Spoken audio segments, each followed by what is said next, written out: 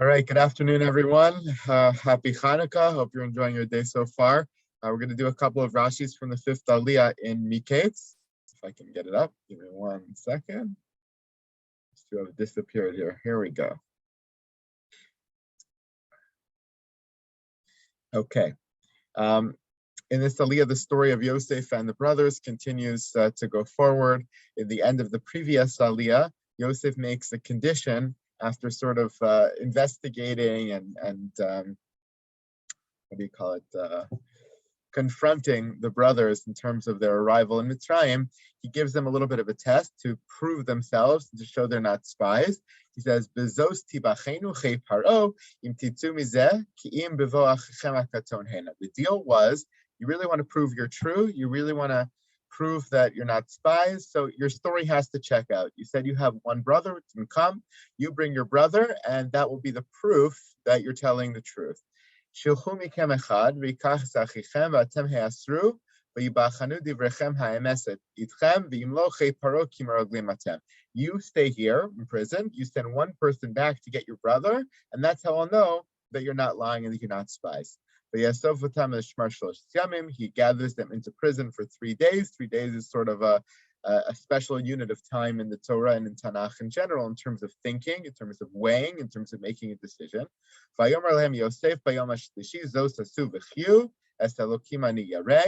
He gives them a further detail of the deal after 3 days have passed. This is the beginning of our Aliyah.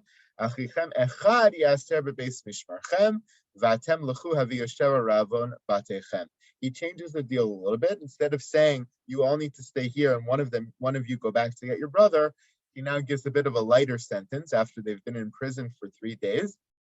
He says, all of you can go back and get your brother. All of you can go back and bring the food to your father, to his household, but one of you has to stay here and be imprisoned. And then you go back and get your brother and bring him here and prove that prove that you're not spies. So as the psukim go forward, Yosef turns around, he cries at the discussion about the brothers that they have with each other. They admit that this is all their fault. Ashimim anachnu alachinu. They're guilty for what they had done to Yosef that many years earlier. Yosef is impressed by the fact that they really are worried about him. They really regret the acts that they did with him. He turns around and he cries. And then he says, Vayidaber alehem. He speaks back to them after he turns back towards them. Vayikach meitam es Shimon vayeser oto le'eneihem. He takes Shimon and he imprisons him before their very eyes. So if you take a look at the progression of the story here, he designates that one person has to stay behind. They don't decide who that person is. He then goes and takes Shimon as the one person to be in prison while the rest of them go back to get Binyamin. So Rashi tells us a little bit about why he chooses Shimon as opposed to any of the other brothers. And he gives 2 different reasons, which I think are both interesting. At Shimon, hu hishlichu labor, hu shamar lelevi hine bal hachalamos ba. If you look back at the psukim about when Yosef meets his brothers in Shechem, the pasuk says that he approached them, vayomru ish el achiv. They look up, they see him coming, they say to each other, hine bal hachalamot halezeh ba.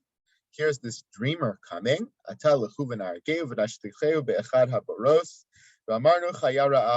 Someone comes up with a plan to throw him in the pit, to throw him in the bore, and to come up with the idea to tell their father that a wild animal must have eaten him.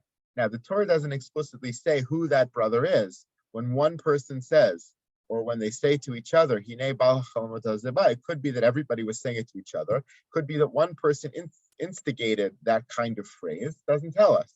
So Chazal tell us, and Rashi quotes it over here, the tradition that person who said, look at the dreamer, he's coming, and then makes the suggestion to throw him in the bore was Shimon. So the whole plan to attack Yosef really emanated from Shimon. And now Yosef is the one in power. The tables are turned. He has the opportunity to make one of them suffer more than the rest. And he picks Shimon. It's almost like an act. I wouldn't say it's revenge, but it's an act of retribution in some ways, an act of punishment in some ways, an act of closure in closing that circle of what Shimon had done to him so many years earlier. Another idea about why it was Shimon that was chosen is Niskavin Yosef lahafrido mi Levi.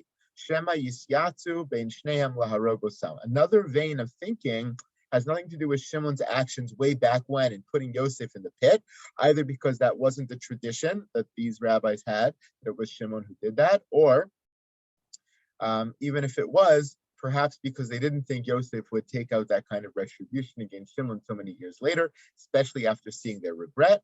So the other vein of thinking is to say it's not about what happened with Shimon earlier, but it's what happened with Shimon and Levi in Shechem. Yosef knows that Shimon and Levi are a pair. Shimon and Levi go together. Shimon and Levi are the mighty warriors, and they were able to attack the city of Shechem in the most devastating manner.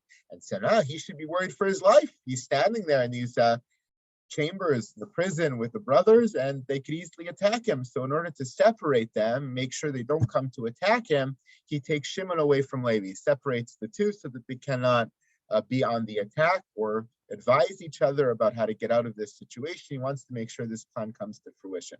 These are two very different ways of thinking, both connected to the past, one connected to the Yosef story, one connected to the story of Shechem.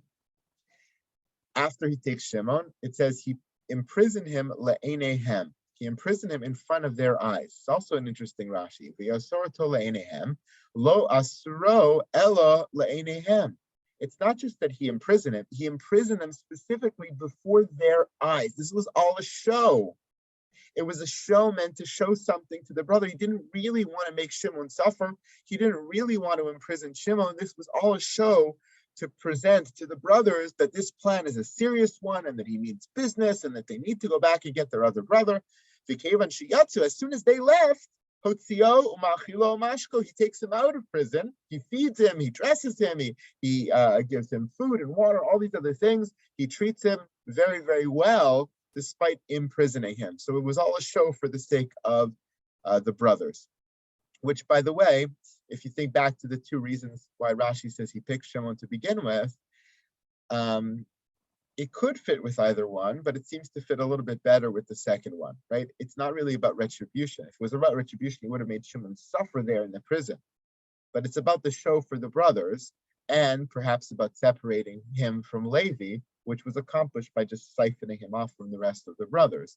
Although one could argue that it still fits with the first idea of retribution. The retribution was not really as a punishment. He didn't want him to suffer, but he wanted to feel the weight and the fear of being placed alone in a bor, in a Beit HaSohar, in some place of isolation from the rest of the brothers. And so now he accomplished that by saying, I'm taking Shimon into prison. The fact that he was put there, even for a minute, would have scared him, would have given him that sensation and that feeling that Yosef had way back when and accomplished his task. Once that was done, he didn't want to take more revenge on him. So he takes him out of prison and he basically feeds him and takes care of him. So this idea of why he's doing it by Esor Tole Enehem, to make a show for the brothers, is really in line with either interpretation of Rashi of why Shimon is chosen here to be the one to be in prison. One more little piece of this picture before we end. After he sends them off, of course, he puts the money back in the sack of the brothers to take back to their parents as they're going back to their father, as they're going back to Canaan. It says, Vayisu Shivram al Chamarim, Misham, they leave Mitzrayim, they go back to Canaan, Vayiftacha Echad Tzakol Ted Mispolach Amarov Malon, Vayard Kaspo Veinehu Pifiam Tachto. One of them opens the bag and sees the money there, and now they get scared. What are we going to do, etc. Who's the person that opens the bag? It doesn't say which of the brothers opened their bag. Vayiftacha Echad, which one is it? Hu Levi, Shenishar Yachid B'Shimon ben Zuko. Rashi continues to thread the needle all the way through the story. The second interpretation which he presents about the separation of Levi and Shimon, he continues to weave back into the story.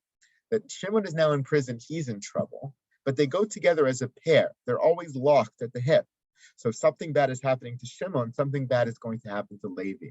So Shimon was in prison, and now on the way back, Levi's now the one that's in trouble who finds the money inside the sack. They do go together if you think about it. Think about all the children of Leah in specific. Reuven is the Bechor, he has his own status. Yehuda has his own status. Issachar and Zvulun go together as a pair, and Shimon and Levi go together as a pair. So it really fits that things are happening to one, something happens to the other one as well. Thank you so much, everyone. Have a great day. Happy Hanukkah. See you tomorrow, God willing. Thank you. Happy Hanukkah. Thank you, Rabbi. Sameach. Thank you. Well, Thank you.